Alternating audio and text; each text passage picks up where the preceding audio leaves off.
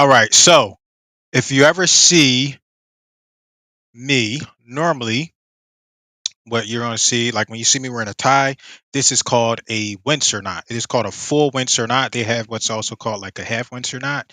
And people like to try to discredit the internet. Oh, if you go to Google and you go and you learn stuff for free, you won't get anywhere, right? But point is, you can learn a lot for free. There's a place for free and there's a place for paid. And I'm mentioning that because I learned how to tie my tie this way for free on Google online.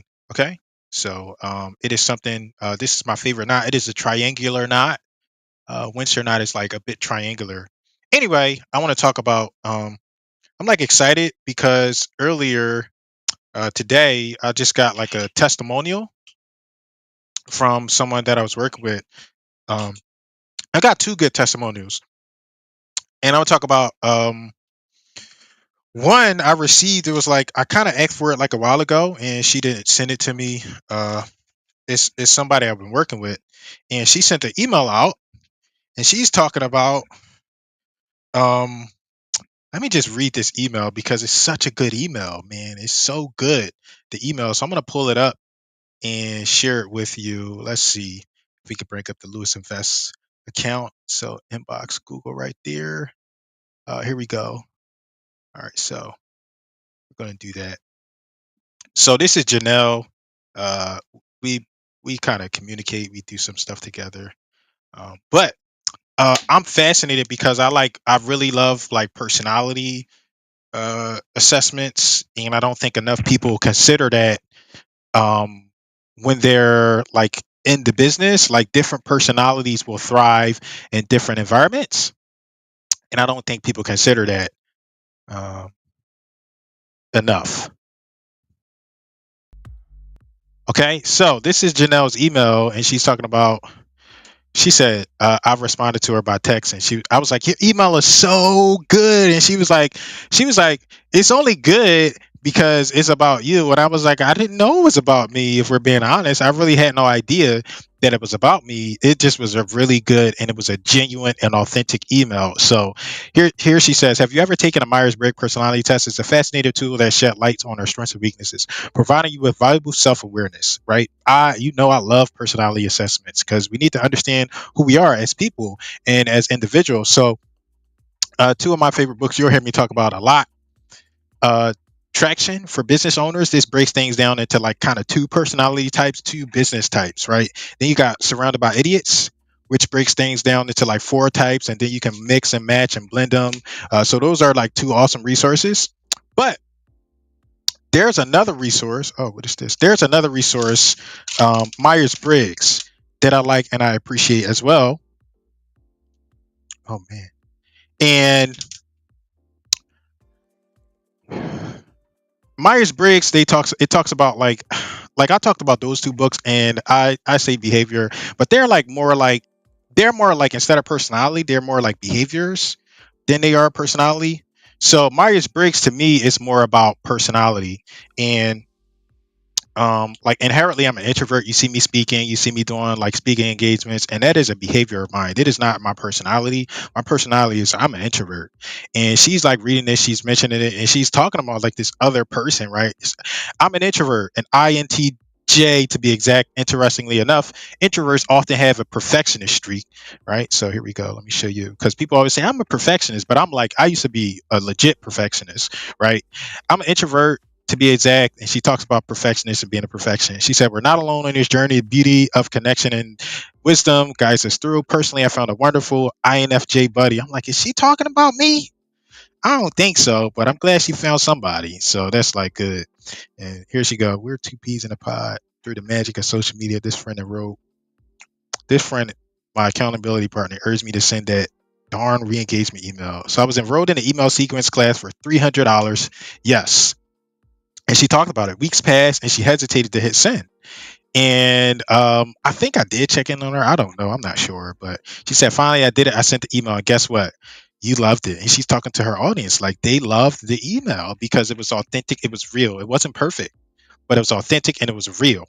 And that's what people want, right? So a lot of people are so worried about being perfectionists or being perfect in their stuff, they never get anything out. They never get anything going because they're so worried about being perfect. And that's just not how the world is. Like nothing is perfect. I always start off my presentations and let people know, like, you can't, there's really no perfect product. That's why you need iterations and version one and this and that.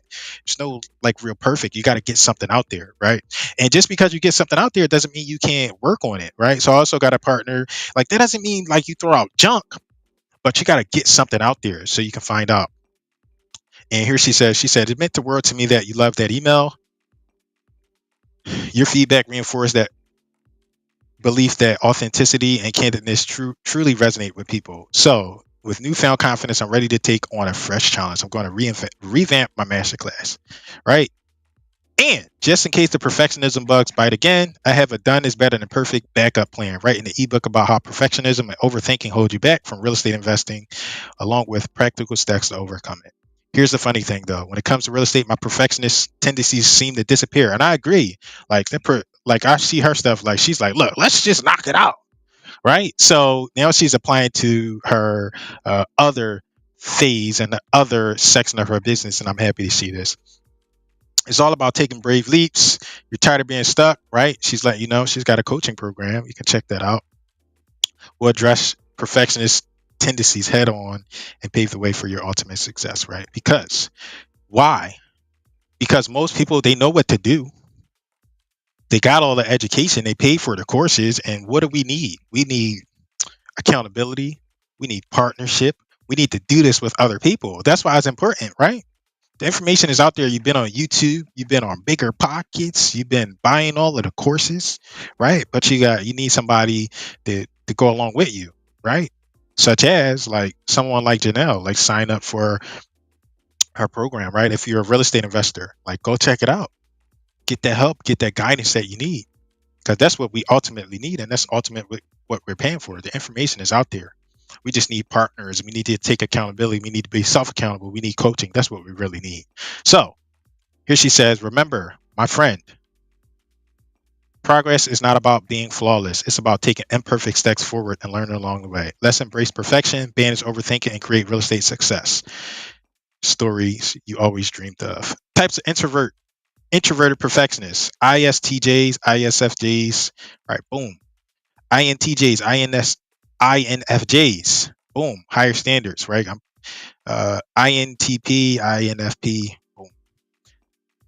It's worth nothing that the ISTP and IS personality demonstrate a refreshing perspective. They're grounded and action-oriented, naturally propels them forward, focus on accomplishing tasks effectively rather than obsessing over perfection. All right.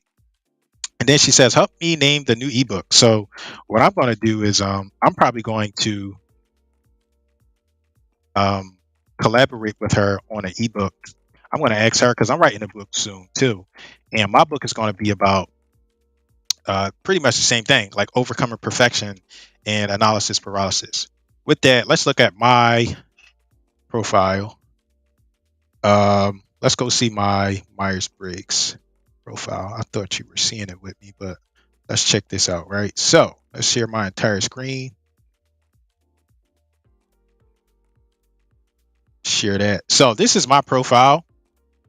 And I encourage everybody to take this, like learn who you are as a person so you can ISFJ. I don't even think this is correct.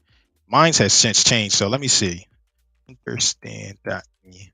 This is a good resource, understand.me. So I'm not that anymore. I'm like a logistician is what they call it now. Where's I took this thing again. And so let me try to sign out. Let's see, log in.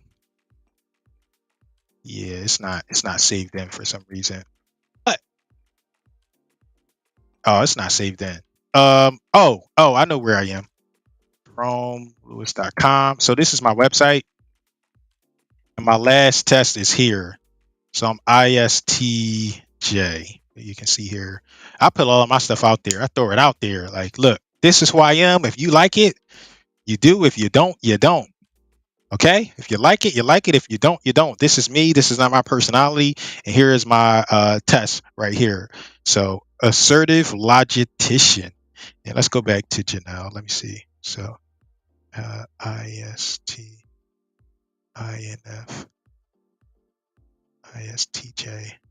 Let's go. Where's she at? Um, there she goes. There's me, right? I'm right there, right? So, yeah, so I'm ISTJ.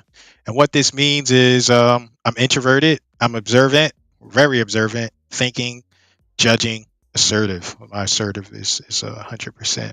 Thing is high. Thing is high. Um, all right, so that's that. Now the next thing that I want to talk about is I'm gonna talk about, like, this was the original reason why I popped on is because this is what I wanted to talk about. I wanted to talk about the fact that um I hate being right, like, in a way, right? And what I mean by that is I hate when people say you're right, because that means they didn't listen or they didn't get the lesson earlier. Like, you're right. Like, I hate it. Like, I'm right a lot and I hate being right a lot because people aren't listening, right? Like, oh, Jerome, you were right. God damn it. That means you messed up and you missed something along the way. So just recently I had I two instances where this has happened to me today. Twice. You're right. So the first one was I had a basically I had a falling out with a former associate, and I was giving that associate, I was like, here's what you should be doing in your business. You shouldn't be doing this, you should be doing this. And I was like giving the feedback, and there was a lot of resistance, right? Um you'll know, like, I have a very, like, serious personality, right? And it's tough love. Like, I have no reason to attack people or say things to upset people. I got much better time to do. I got family. I can play video games. Like, I, I I don't need to waste my time doing stuff like that. That's toxic and it's unnecessary. So you hear me talk, and I have no reason to attack people. I just don't. Like, I got other better things to do. So this partner, she saw me and she was like, Jerome, you were right. I shouldn't be doing what I'm doing, and you were right, and it hit hard. And I was like, man, well, man, you had learned the hard way, and I like that you were right. It like it hurts my heart because that means the person didn't listen and they're going to suffer, or they have to suffer, or they had to suffer because they didn't listen and apply what it is, the input or the advice that they were given. So that was one person, and she was like, you know what, can we still be friends? And I reached out to some of my other people, like in my other circles, and they were like, no, you probably shouldn't be friends with that person, because, like, it was like a lot of drama and blaming. Like, she was blaming me and saying that I was, she was devaluing my services and what it is that I do.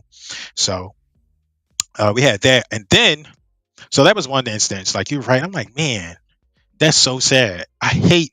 Like, I was talking to a woman one time, and she was like, "You just love being right, don't you?" And I was like, "No, actually, I don't. I wish I was wrong much more. I wish I was wrong much more, but I'm not, right?" And, like, we had just looked at um, my this, my Myers Briggs. Like, look at these numbers, right? My mind. I'm very introverted. I'm very observant, very, very, very observant. So I'm paying attention to things, right? And then right here, nature. Our nature is thinking. So I'm always thinking and analyzing, right? And judging. People will say, oh, you shouldn't judge. I judge, right? I don't care what people say. I judge. We all judge. That's just what we do. I'm just willing to admit that I judge, right? And this contributes to why I'm, like, always right, because I analyze, I pay attention, I'm understanding what's going on, I'm being observant, right? And where my assertiveness comes in, my identity, like, I'm assertive, I'll speak up, right? So I'm introverted, but over here you can see I'm assertive. So I'll speak up. Just because I'm an introvert doesn't mean, like, I'm some kind of chump, right? Or I'm scared to speak up or stand for myself. And this is what throws people off. They think they affiliate introversion with shyness, and that's just not how it works. Okay, so I'm very assertive. Like, it's 100% over here. Like, I will assert myself in a situation. Like, I don't mind speaking up for myself, and not even for myself, but for other people too. right? Like I speak up for other people. I'm not going to stand there and let somebody abuse or take advantage of somebody. I'm going to speak up because I'm assertive. But anyway, like I said, I dislike being right, and that was one instance. And then I had another instance where there was a gentleman. He's like part of like a coaching group with me, and we were partaking in an accountability call. And he like, I was like, okay, what are your dates for when you're going to run your event? So he's going to run an event, and I asked him his dates. He gave me his dates, and I said those dates are too far out because of, let me show you, right? Because of, let's go to Google and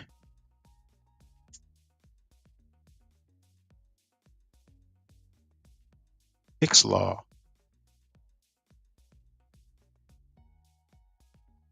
Oh, it's not Hicks law. So uh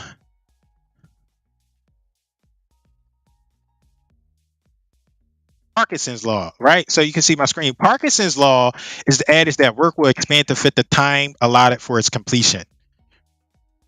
Deadlines can cause procrastination or even prompt people to fill their time with trivial matters. Okay, so the biggest thing here is Parkinson's law. Parkinson's law is the adage that work will expand to fill the time allotted for its completion. So, what does that mean? That means if you say that I have 30 days to complete my project, most of the time you're going to take that entire 30 days just to finish the project. And if you say I got 7 days to finish that project, you're going to get that project done in 7 days. If you say I got 48 hours to get this thing done, you're going to get that thing done in 48 hours. And that's Parkinson's law. That's the adage, right? And generally that is true. So in the entrepreneurial and the business space, we don't have all day to take. We can't be taking 30 days and 60 days and 90 days on certain things. We need immediate results with some of this stuff. So this other gentleman, he let me know like when he was running his event, and I was like, okay, that's a little bit too long. And I recommend that you not push that date so far out because you're never going to get it done. And just today, he's like, Jerome, you're right. There's that you're right phrase again. I hate being right. I wanted you to thrive. I wanted you to succeed. You should have just taken the input because I've been there before. I understand this, right? You're going to take too long. And this is one of the reasons why I'm like a version 1 is better than version 9. Dates and deadlines. People hate dates and deadlines. I'm going to do it sometime today. What time? Oh, you don't have to be. So, yes, I do. Because nothing's going to get done if we don't do dates and deadlines, right? So it's highly important that you attach dates and deadlines to when you do stuff, right? Get it completed, okay? Write it down. Where you're going to get it completed, right? And when that time comes, you get it out. You get it out, and it doesn't have to be perfect, but it needs to be out there, right? And maybe you come up with another date. Okay, version 2. Boom, you get version 2 done, up and out. But just keep that in mind, especially if you're a business owner or entrepreneur. Keep that in mind. This Parkinson's law adage, right? Your work will expand in that time, so you want to try to condense it as much as possible, right?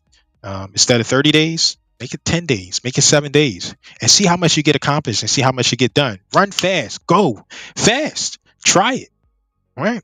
So that gentleman was like, Jerome, you're right. The deadline has passed, and I haven't really even gotten my event up, and it you're right. Like it hurts. Like it hurts my heart, right? I have to, I got to deal with my feelings, right? Because it's nothing personal against me. But that's part of the reason why I don't like hearing that you're right because that means somebody lost. Somebody lost because they weren't listening or receiving input. And I don't need to be right. I don't need to. I would like to be wrong more often, but I'm telling you, like I'm wrong. I'm right like 97% of the time. And I don't like being right 97% of the time. I wish I was wrong more often when I give input and I give advice. Because when somebody's saying, Jerome, you're right, they're coming back and they took a loss somewhere, right? And we can sit here and we can play games with ourselves and say, oh, you learned something, right? But why learn that way if people have already set the path or come through and let you know this is how you do it? Right? That's the other thing. People try to justify excuses. Oh, well, I learned a lesson. You learned an unnecessary lesson because there are people that have already learned that lesson and given you guidance and framework and suggestions on how you don't have to run into that same issue. This is why coaching and mentorship is so important. I was running a mastermind last night, and I asked a gentleman. I said, what is coaching to you?" And one of the gentlemen, he started off, man, Malcolm. He started off like he's smart as hell. So it was hard to get like the definitions that they gave were amazing. The definitions that they gave were amazing. But the reason why I asked the question is because I wanted the other gentlemen. There were two gentlemen. I wanted these two gentlemen to understand that they were rejecting coaching and that they were holding themselves back and holding themselves up because they were rejecting the input. Like it's not necessary to learn the hard way. If there's a coach or a mentor or a guidance or a book or things out there, just apply it, right? If you think you know it all, like apply their information first. And if their information doesn't work, then you go try it again, right? But most of the time it works, right? Most of the time it works. So I just wanted to talk. That was a rant. I didn't have like a official presentation. Like I'm in my emotions, right? I was like, man, I was like it was a little sad, right? But then I'm happy because I also got like some great testimonials today, and I'm just excited. I wanted to get it recorded. I wanted to document because I'll be putting this, right? Always two purposes of my content. I always try to serve as many purposes as possible. This will be part of my newsletter. I'm going to take this video, I'm going to chop it, I'm going to transcribe it, I'm going to chop it up, and you're going to get a newsletter article from me on this exact topic, this exact subject. So, my name is Jerome Lewis. I appreciate you watching, and I'll see you on the other side.